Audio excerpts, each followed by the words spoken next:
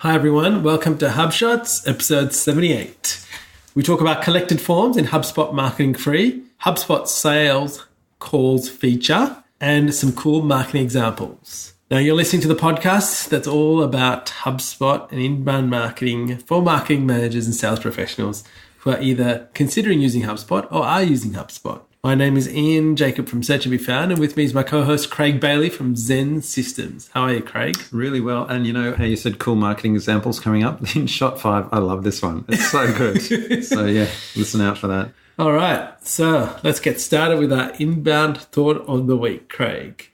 And this is from the Moz blog post that we've been going over the last couple of weeks. It's about the search opportunity, right? I picked out of here number 8 in that very long blog post, but it says what percentage of clicks on Google search results go to an image block. And what's interesting here, it says images are one of the big shockers of this report overall.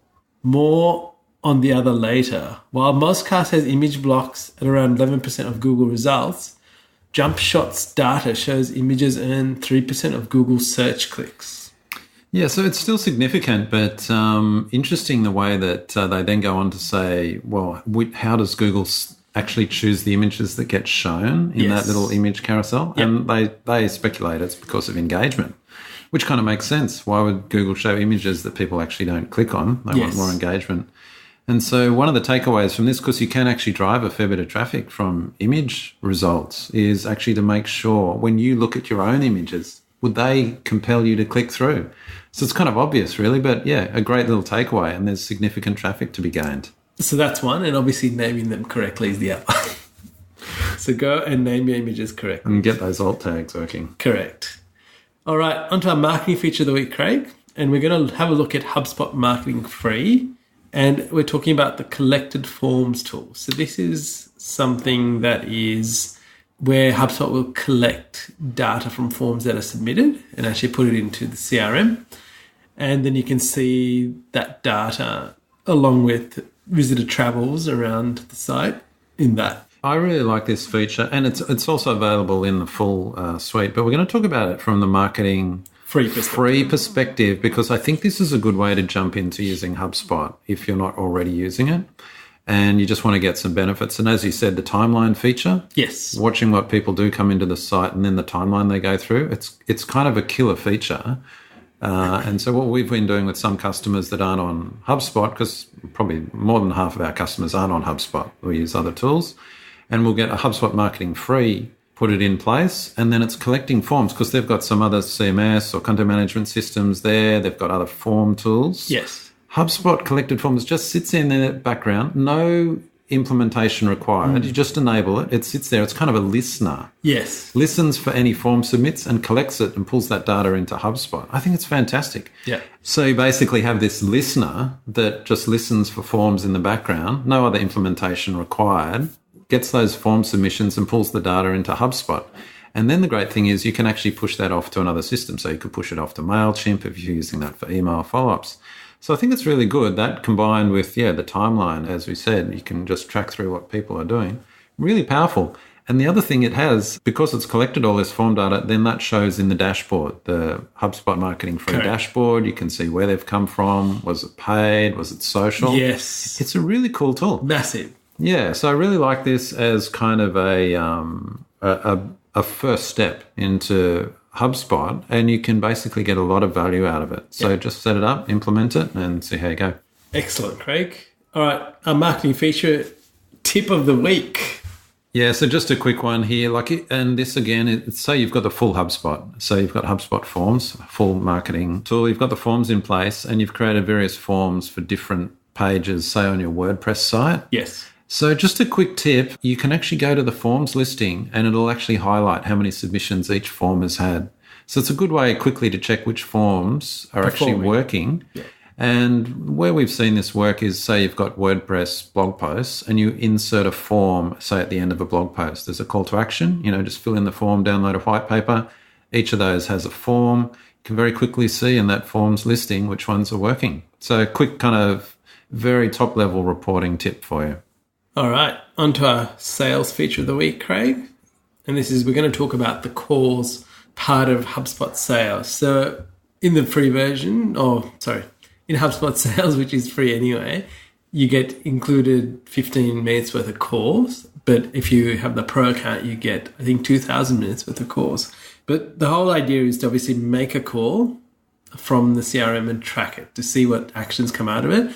One of the things I love is using it on the app. So on the HubSpot app is to actually make the call out of the app. So you've got the contact details in there. There's a button to click to call, and it'll invoke the call. Now, one thing that is different from that as opposed to the browser is, you remember we talked about call dispositions a few episodes ago? Well, that does not exist in the app. So when you actually make a call while in the app, you will get the screen when you finish the call to write notes or put down a few things. You can do that and save it. And then it'll show up in the timeline as a call has been made. There is no call outcome or disposition, as we would call it. So that's something that's the difference between doing it on your desktop or on the browser as opposed to being in the app. I'll bet that's just a release schedule thing. That'll come to the app soon. Exactly. So we've included, the calling user guide. There is a few things. You can create call queues. So if you've got people on your team and you want them to make these calls today, basically you can add an option. Well, you basically select and go add to call queue. You'll appear in their call queue and then they'll have to make the calls. And then you can record and do all sorts of things. But it's a really good part of the system to keep a track and get on top of what you need to get a hold of. Yeah, it's really nice. And I was mentioning to you earlier, one of our customers, they're actually a big partner for another software vendor, and they use that vendor's CRM tool. Yep. And I was chatting with them last week, and they've started because they use HubSpot for the marketing side, but yes. They've never used the CRM. But they're looking at the CRM now and they're going, actually, you know what? We're actually going to switch over to HubSpot CRM. And I was like, oh, that's a big call. That's a big change, given, that you're a partner for this other vendor. They said, yeah, well, it's just we really like using it, but also we really like some of these features like the sales calls, logging and things like that. And the kicker for them was the mobile app. They're just like, our sales reps can be out on the road and they can look up a contact, they can make a call, they can note it within the app and it's all synced back, which their other tool couldn't. So, yeah, I think it's a compelling feature. And I think one of the dangers or the traps you and I fall in, we go, yeah, these are cool features. Yeah, that's great. That's nice. Actually, these are game changers for big companies. Exactly. This is not just small business CRM anymore. This is like big value to customers. Absolutely. All right, so one thing that we are going to highlight in there that there is another part to this, and that's the whole messaging feature. Not so much related to calls, but messages is a part of the sales app, and that's coming soon. Basically, that's where you can have a messaging app on your site. Like a chat. Yeah. And it'll connect straight in and tell you what people are doing. But the best part is that if you are the assigned HubSpot contact on that and you are around, you will actually get fed that message. So they're talking to the person that they have a relationship with. I'm really looking forward to seeing this messages thing. It's in beta. We've put our beta requests in, by the way. I'd love to play with it, but I haven't got access yet. But it'll be interesting to see where they go with that, because that's kind of HubSpot's such an integrated tool, so many different tools. It's like the whole chatbot thing is the only thing they haven't really got in place yet. Yes. And I don't know if you've seen the Drift lead bot, which they just released last week, which looks amazing. Drift is another company, but it integrates in with HubSpot. Kind of wonder if HubSpot are going to buy Drift. I'll just pull in some of that technology. It looks really cool. Yeah. But yeah, getting feature complete. All right, on to our cool marketing example of the week, Craig. And this is something that you found, the coughing billboard. I love this. This is in Sweden, and the agency were building an ad for, I think it's some anti-smoking. Yeah, it looked a bit like a Nicorette. Or those kind of patches, that kind of thing. Yeah. And so it's anti-smoking, part of an anti-smoking campaign. They've got this interactive billboard. What they did is they built smoke detectors into the billboard. Oh, it's actually on a bus shelter. Sorry, not billboard, bus shelter. And it's a screen, and so it's got a still image of a person, smiling there. And when the smoke detectors detect cigarette smoke, the image on the screen changes to this person coughing and hacking and blowing away the smoke. It's actually really interesting, getting a lot of buzz. And the reason we've included it is because we just love these kind of breakthrough examples of marketing.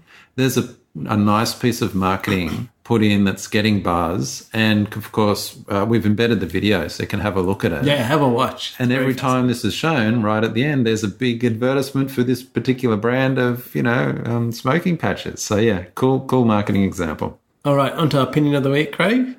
The end of smartphone innovation. That's a big call. Interesting blog post by Benedict Evans. He's actually an analyst who works for one of the venture capital firms, Andreessen Horowitz, in San Francisco. He's an analyst. I love following him on Twitter, by the way, and his blog is really interesting reading around technology trends. But the reason we've included it here is because he's talking about the end of smartphone innovation. We've kind of reached that kind of plateau where the phone, like, how much better can your phone get? It's like, it's going to be incremental, right? Yeah. But it's not the end of smartphone penetration. So everyone's talking about, where a phone's going to go. Well, actually, they're going to go from the 2.5 billion people that have them now globally to 5 billion in the next couple of years. Whatever that time. Which is not long when you consider where it is now and where it's going to get to. This is exactly right. And so the message for marketing managers listening to this is, okay, desktop penetration's there, but smartphones growing. You know how every year we say, it's the year of mobile again, kind of thing? It's like growing and growing. Well, this is exactly it. It's going to double within the next couple of years. So the fight for attention is going to be on mobile, and there's your opportunity. So if you're a marketing manager still not really jumping on the whole mobile piece, looking for attention and gaining attention on the mobile screen, then this is yet another reminder. And also think about where they're placing their attention. So the screen is obviously, let's put the medium, but the apps that people are using while on that screen, like, I think that has changed significantly. And I think we've discussed this previously about even our behavior and how it's changed, like when we were traveling and what we did while we were away. And it's not just Google search anymore. It's so many other things, from Facebook to WhatsApp to Yelp to Google Maps. It's Uber Eats. It's all happening. So I think the next fight is in that space when we talk about attention. But where are we giving that attention? All right, Craig, we're on to our creative top 10 of the week. Okay, my week to give you the challenge. To exercise my creative muscle. Creative muscles. That's right, listeners. What we do is challenge each other with coming up with 10 ideas around a particular topic, because we're kind of saying coming up with 3 ideas, easy. Coming up with 10, that's hard. Get creative. And as we've discussed in previous episodes, what separates humans from, all the machine learning and bots? It's creativity and strategy. That's right. So my challenge to you this week, come up with 10 ways to educate senior management on the benefits of inbound marketing. So this will be useful to marketing managers who are often kind of fighting this. Yes. All right, number 1. I thought they love role-playing exercises, so do some role-play exercises with them to demonstrate inbound versus outbound. More from the sales side, I guess, because that's quite evident. When we talk about inbound marketing, obviously we've got lots of online channels and that we reach people through. That might be a tad hard, but I'll tell you a bit more about it as we go on. Give them case studies. So number 2, give them case studies that show the ROI of doing inbound. And there's quite a few around. If you have a look on HubSpot, you have a look at different people, there's lots of different case studies. So that's a great place to start. Stats are always good. Yeah. And senior management loves stats. There was a great infographic I found on the HubSpot blog. It says 23 reasons inbound marketing trumps outbound marketing. And this is actually quite a dated blog post, but very good nonetheless. So you could share that with them. Get them to do inbound certification. Now, I thought this is always a good starting place, a good foundation. But there are things in the inbound certification they might not need to really delve into, more of implementation stuff. But I think it's a really good rounded benefit of understanding how this works, why it works, and what's important. So just to check on that, are you saying marketing managers should do the inbound certification so that they're more informed to present it to senior? Or are you saying senior management should do it? Oh, interesting. I think it's getting everybody on the same page, right? If everybody's singing off the same hymn book, then you sing the same song. Otherwise, everybody's singing their own song. And we're not going to break out into song right now. All right. Number 5, show them that when sales and marketing teams align, what the possible results are. So more and more we're getting results around sales and marketing alignment, or marketing as we know it. Love that one. And I think that's really key. Number 6, get them to visit and talk to an organizational heads that have implemented inbound marketing so they can hear firsthand how that's transformed what they do. Number 7, talk about changing user behaviors and how that affects the way people buy and consume content and product. Excellent. This is so important, I think. User behavior is changing, and the way we adapt to that has to as well. Number 8, observe and document how they buy and communicate with others and highlight to them the similarities of their behavior with buyers that are looking for their product or service. And I say this because often when I talk to people or people that run businesses, they're like, no one's looking for me online. I get referrals, I get calls. And then the next minute, what do? They pull out the smartphone from their pocket and they're off searching for something and calling and requesting services or products. But when it comes to their business, they think that's not valid. So I think highlighting their behavior really would highlight how people are behaving towards them. Yeah, good point.